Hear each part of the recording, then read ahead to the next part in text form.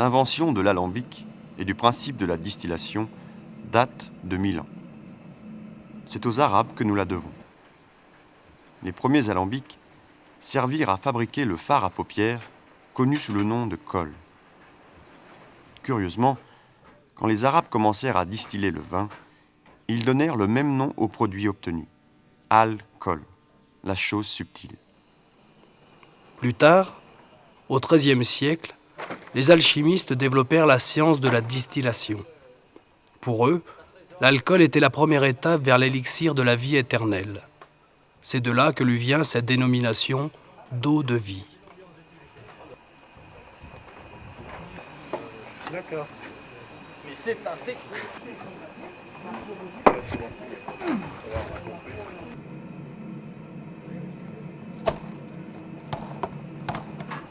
Héritier d'une tradition centenaire, le distillateur ambulant parcourt plusieurs dizaines de villages à la belle saison pour transformer le marc du fruit, fourni par le bouilleur de cru, en ce liquide de feu que l'on appelle eau de vie.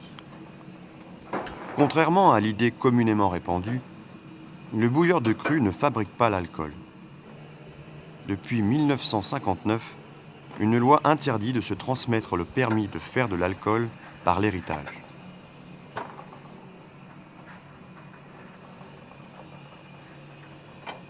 Sa passion le prédestine aux régions viticoles.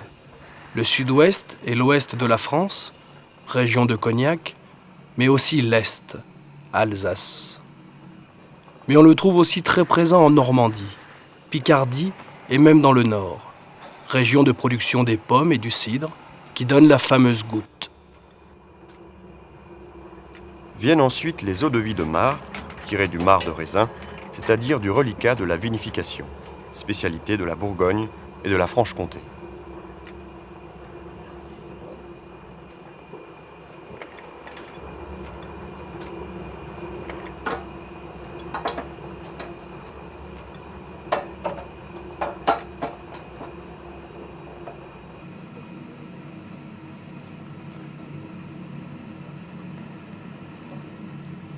De l'alcool, pourquoi faire ? Autrefois, dans nos campagnes, l'alcool avait de nombreuses utilisations. Nettoyer les plaies avec l'alcool qui sortait de l'alambic à 90 degrés, Soulager la douleur des caries avec du coton imbibé d'alcool à 45 degrés. frictionner les jambes douloureuses des bovins, Fabriquer le brûlot, de l'alcool flambé avec quelques sucres. Le sirop obtenu était bu pour calmer les douleurs pulmonaires. fabriquer des apéritifs avec des doses achetées à des colporteurs.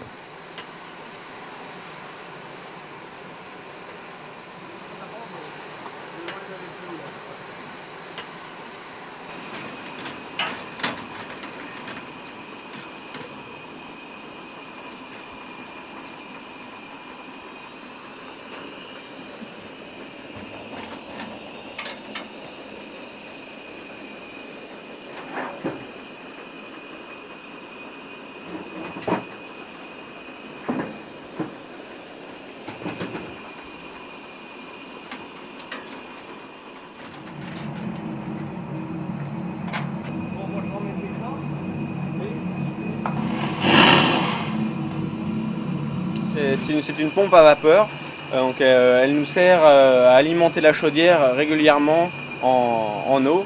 Donc en prenant l'eau dans le refroidisseur, on envoie de l'eau déjà un peu déjà réchauffée dans la chaudière qui est à 3 à 4 kg de pression.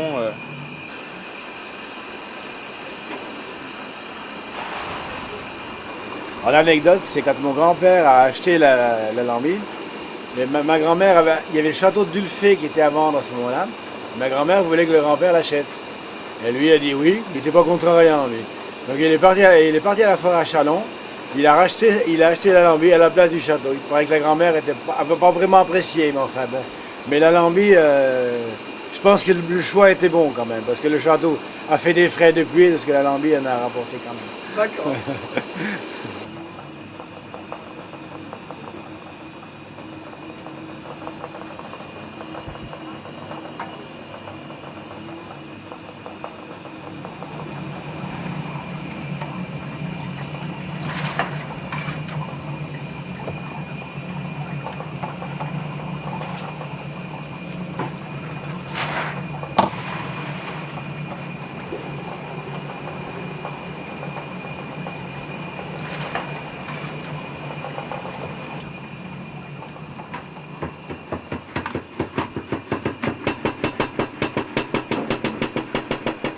c'est un fonctionnement très simple. Donc on alimente en eau dans le refroidisseur et la chaudière. Ensuite on fabrique de la vapeur avec le fioul, on fait de la vapeur dans la chaudière et on envoie dans le fonctionnement. Donc ce tuyau-ci nous amène la vapeur dans cette boîte à vapeur qui est un distributeur. Et après il suffit de suivre les robinets. Donc la vapeur part, chauffe le vase numéro 1 ici. Le numéro 1 qui était chargé il y a 1h30 chauffe le numéro 2 qui était chargé il y a une demi-heure. Et ainsi de suite, on passe dans le numéro 3 qui va couler. Le numéro 3 on l'a chargé il y a à peu près 20 minutes, une demi-heure. Et il s'apprête à couler bientôt. L'eau de vie, après une fois fait son périple en vapeur dans la machine, arrive dans le rectificateur qui trie les bons et les mauvais alcools. Et ensuite, les bons vont dans le réfrigérant, qui les recondense et ils sortent ici en gouttes, en iole.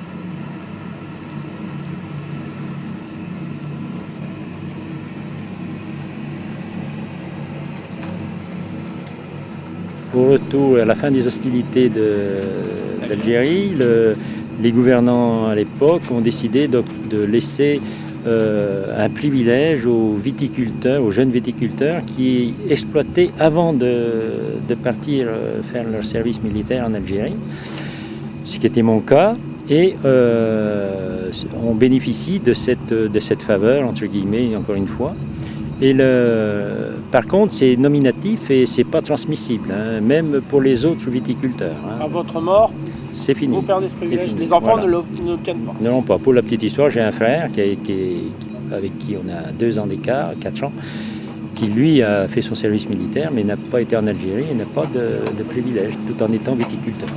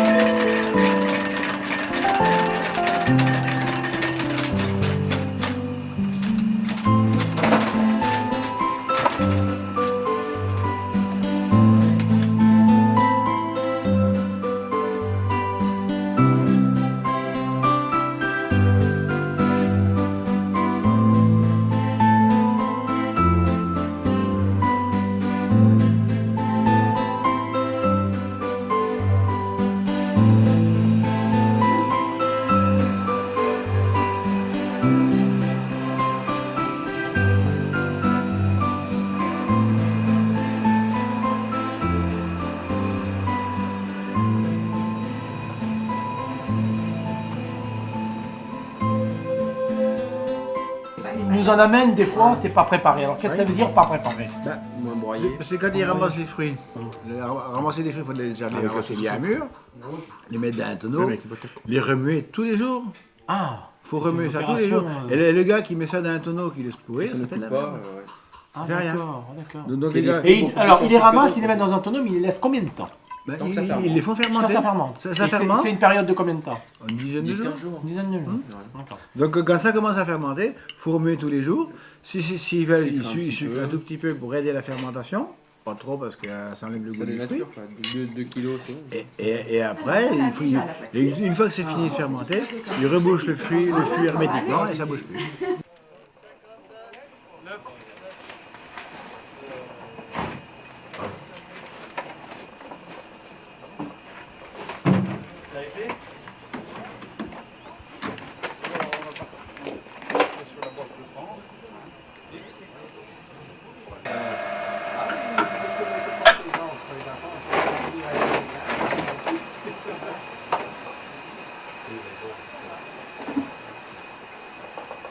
François, Oui, dans ce seau, qu'est-ce qu'il y a?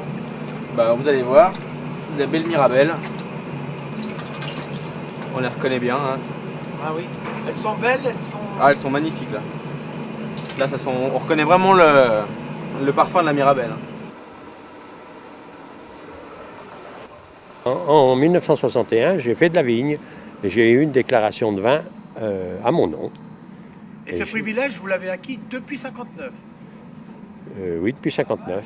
Donc vous l'avez maintenant à vie. À vie, oui, oui, oui. Jusqu'en- Mais j'ai commencé de le faire en 1961, D'accord. parce que j'avais point de vigne à l'époque. Et est-ce que c'est accessible à des enfants ou... Maintenant? Oui. Ah non, non, non, c'est fini. Hein, on va... Vous avez, Ah ouais. vous allez épuiser le privilège et puis c'est Ah fini. oui, c'est fini. Que bon, bah, puis maintenant, j'ai plus de vigne.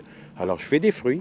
Il y a des années que, bon, comme l'an passé, il n'y avait pas de fruits, ben, on n'a pas pu faire de privilèges. Mais bon, ben, j'en avais un fût d'avance de l'année d'avant, ben, je l'ai fait quand même.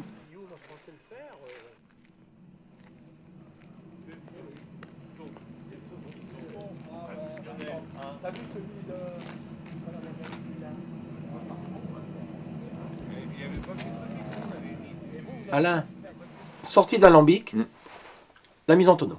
C'est ça. Ben, explique-moi un petit peu comment... Une fois que le tonneau est rentré à la cave, nous on le met en place. Et la règle d'or chez nous, c'est qu'on laisse ces alcools vieillir pendant 15 ans en fût, dans ce même fût, sans remplissage et sans fermeture. Ok. Voilà. Alors, il y a une évaporation naturelle qui se fait. Oui. Il n'y a jamais de compensation. Ce qu'on appelle la part des Oui. anges, c'est-à-dire en fait les alcools. La part des anges, La voilà. part des anges, c'est-à-dire les éthers éthyliques. Oui. Donc c'est d'accord. ce qui encombre l'organisme quand on boit des alcools de mauvaise qualité. Alors, au départ, ce sont des tonneaux, des pièces, la pièce bourguignonne, ça fait 228 litres. Il est évident qu'au bout de 15 ans, on a une déperdition du produit, et en fait, on aura en finalité une perte de quelques litres, et on arrivera à 220-230 bouteilles de 75 centilitres. Alors la différence entre marc de Bourgogne et fine de Bourgogne, c'est que le marc, c'est la distillation du restant de pressurage, donc la grappe, le raisin, bien sûr, écrasé, et la fine, c'est la distillation des lies fines, donc nobles, ou la distillation des restants de mise en bouteille ou de filtration.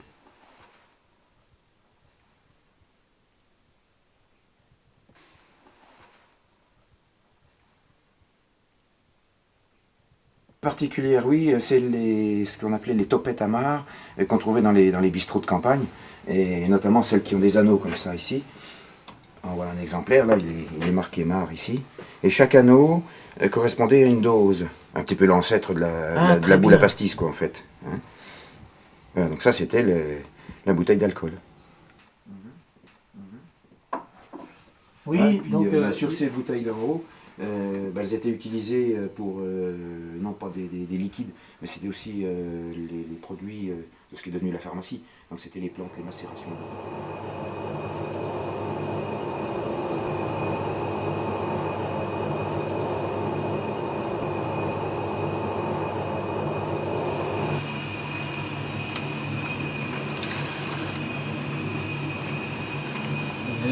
Alors Jean, des travaux administratifs?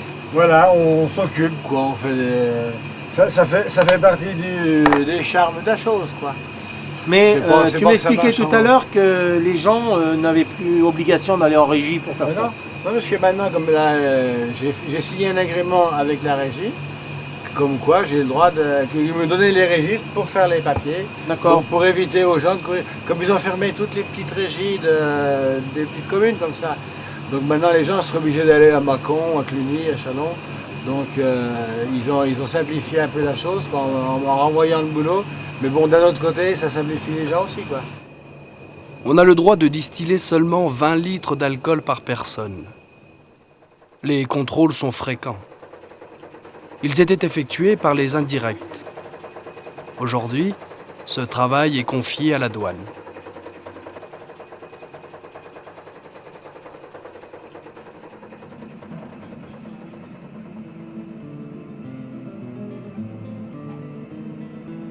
Si vous croisez un distillateur ambulant, regardez-le. Regardez-le bien car bientôt, ce métier aura disparu du paysage de nos campagnes.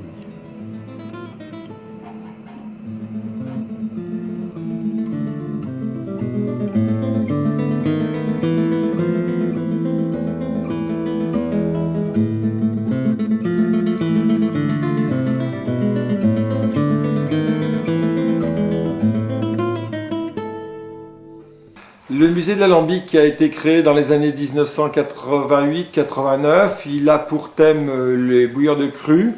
On découvre à travers ce musée l'aspect technique de cette profession en voie de disparition, mais aussi et surtout l'aspect folklorique, puisque c'est dans la lignée de toute la viticulture, et la viticulture qui était autrefois une activité très conviviale. Donc on découvre à travers ce musée toute cette convivialité, avec des alambics ambulants tels que celui qui est derrière moi, et bien évidemment une gamme d'alambics assez large qui s'étend même jusqu'à des alambics qui servaient à d'autres activités, comme par exemple la distillation de la lavande et des postes fixes, comme ça existait autrefois dans certains villages.